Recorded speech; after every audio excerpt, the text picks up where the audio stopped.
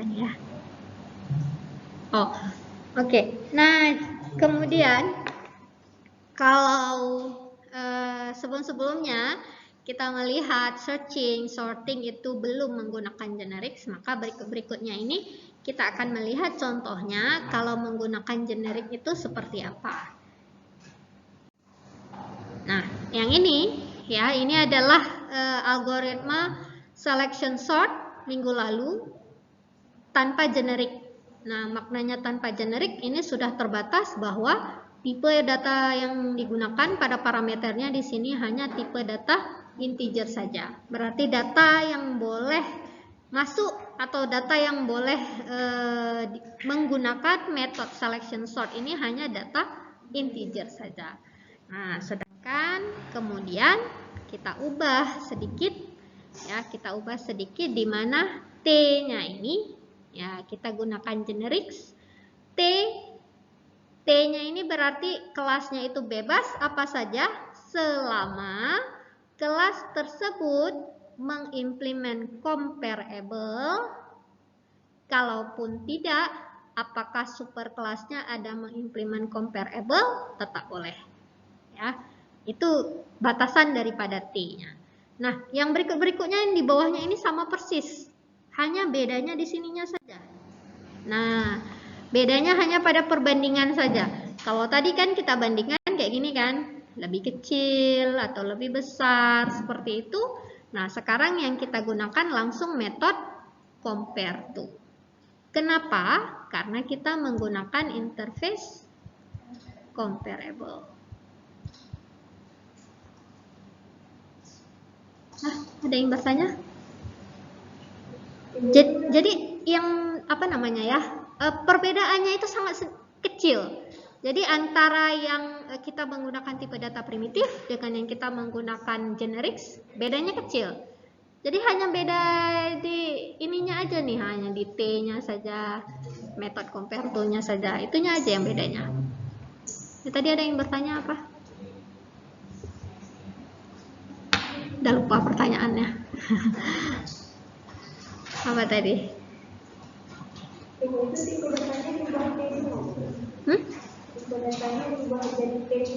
Ya, ya. Karena kita gunakan generics, nah kan ini kan tipe datanya jadi T. Nah, waktu kita swap, ya, ini kan proses swap nih, ya proses swap. Kalau biasanya kalau integer kan berarti di sini adalah int, tapi karena kita menggunakan generics, maka tipe datanya di sini kita buat T. Ya, T.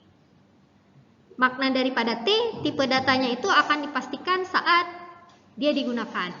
Ya, kalau belum dipakai ya kita belum tahu apa yang bisa diisi ke dalamnya. Bebas, apa saja boleh. Kelas apapun itu boleh. Nah, kalau ini binary search, nah saya belum singgung secara lebih detail binary search memang. Tapi binary search ini nanti akan lebih dibahas secara lebih detail sesudah UTS sebetulnya pada bagian tree ya, binary tree. Nah, namun sebetulnya agak sedikit berbeda juga antara binary tree dengan binary search.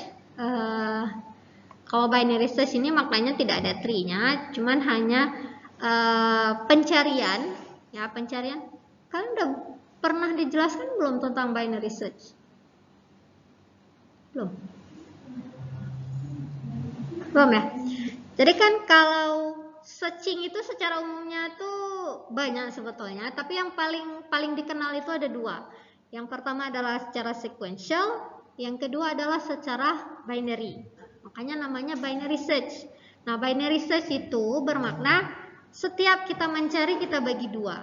Contoh ya, misalnya ada data 7, 3, 5, 6, 9, 2, 10. Nah, contohnya kita ingin mencari data 2. Kita ingin mencari data 2, ada atau tidak? Ya, ada atau tidak data 2. Maka tahap pertama kita bagi. Nah, bagi nih. Ini berapa data nih? 1, 2, 3, 4, 5, 6, 7. Ganjil ya, ganjil. Biasa kalau ganjil first plus last bagi 2. bagi 2 berarti dia ditambah 1 ya kan, 0,5 kan dianjak 1 jadi 1. Jadi firstnya ini adalah indeks pertamanya 0 ya, 0 tambah indeks terakhirnya adalah 0, 1, 2, 3, 4, 5, 6 ya. 6, 0 tambah 6, lastnya itu bukan indeksnya ya, n-nya. Jadi 0 tambah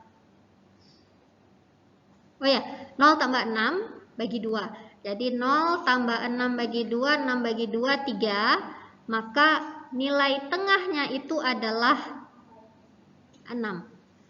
Aduh. Nilai tengahnya adalah 6. Kemudian dicek. Apakah nilai yang dicari sama dengan nilai tengah? Apakah 6 itu sama dengan 2? Tidak. Ya. Nah, kemudian cek, kita mau pindah ke kiri atau kita mencari ke sebelah kanan. Nah, jadi binary search ya, binary search itu tidak bisa digunakan pada data yang belum tersort. Nah, saya tadi tunjukkan, jadi supaya nampak bahwa yang seperti ini sebetulnya salah.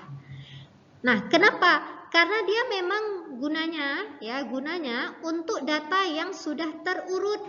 Nah, data terurut maknanya apa? Kalau udah terurut, kalau nilainya lebih kecil, maka dia akan geser ke kiri. Tapi kalau nilai yang dicari itu lebih besar, maka dia akan pindah ke kanan. Nah, jadi kalau data seperti ini, maka langkah pertama kalau kita ingin melakukan binary search, sort dulu. Ya, sort. Kita urutkan. Jadi 2, 3, 5, 6, 7, 9. 9, 10. Nah, baru sekarang bisa kita pakai kan. Kita cari nilai middle-nya. 0 tambah 6 tadi, 6 bagi 2, 3. Ini adalah middle. 6, apakah 6 sama dengan 2? Tidak. Karena tidak, maka else if. Masuk ke else if. Apakah 2 itu kurang daripada 6? Ya. 2 kurang daripada 6. Maka kita akan berpindah ke sini. Nah, di sini yang akan kita uji sekarang. Kita nggak akan masuk ke yang sebelah sana. Kenapa nggak masuk? Karena nggak mungkin. Ya kan? Impossible kan? Yang kita cari 2. Apakah mungkin dia berada di lebih daripada 6? Nggak mungkin. Nah, jadi yang mungkinnya yang kurang daripada 6. Maka di sini diupdate nilai lastnya itu sama dengan mid. Tadi nilai midnya kan 3 kan? Indeksnya 3. Berarti nilai lastnya itu jadi 3.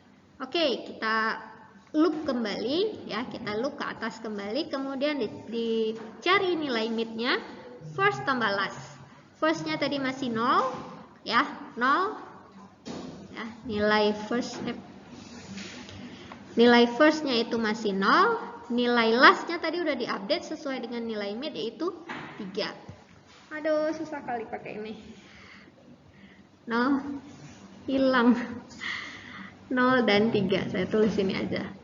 Nah, midnya berarti 0 tambah 3, 3 bagi 2, 1,5 naik ke atas jadi 2. Maka nilai middle-nya adalah 0, 1, 2, 5. 5. Nah, kemudian dicek apakah if target sama dengan, apakah 2 itu sama dengan 5?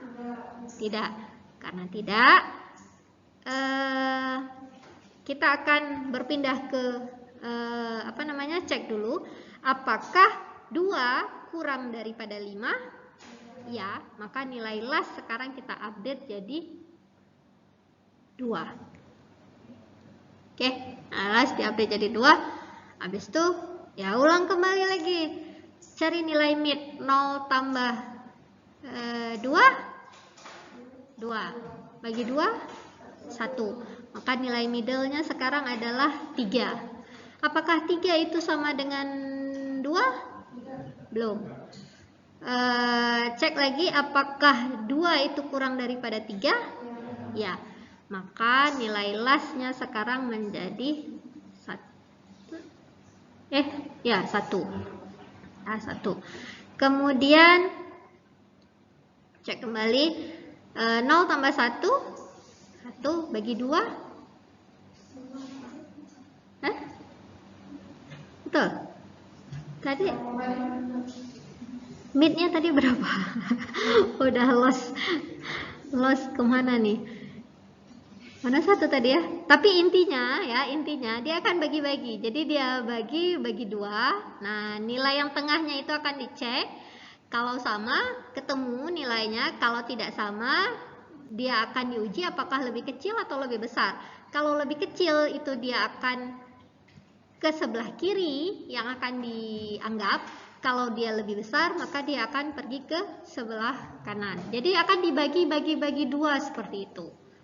Ya, sehingga binary search ini lebih efisien dari sisi kompleksitas waktunya. Kenapa dia lebih efisien? Karena setengah. Pada pertemuan pertama kalau nggak salah ada saya bahas sekilas bahwa kalau dari suatu data n kita bagi 2, ya kita bagi 2, maka kompleksitas waktunya ini adalah log n. Ya, log n. Log n itu lebih cepat daripada n. Ya, log n lebih cepat daripada n. Oke. Nah, yang bentuk binary search yang menggunakan tipe data primitif tadi kemudian diubah dengan menggunakan generics, ya yang diubah cuma bagian ini aja. Jadi yang dihitamkan ini saja yang diubah. Nah, ini yang diubah. Ya, T-nya saja yang berubah, tipe datanya saja yang berubah. Yang lainnya itu sama. Ini saya nggak bahas secara lebih detail lagi karena memang konsepnya sama, hanya berbeda di bagian ininya aja. Oke, ini apa ya? Oh, ini contoh lainnya penggunaan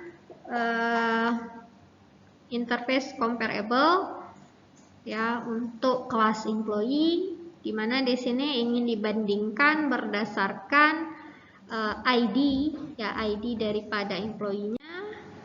Kemudian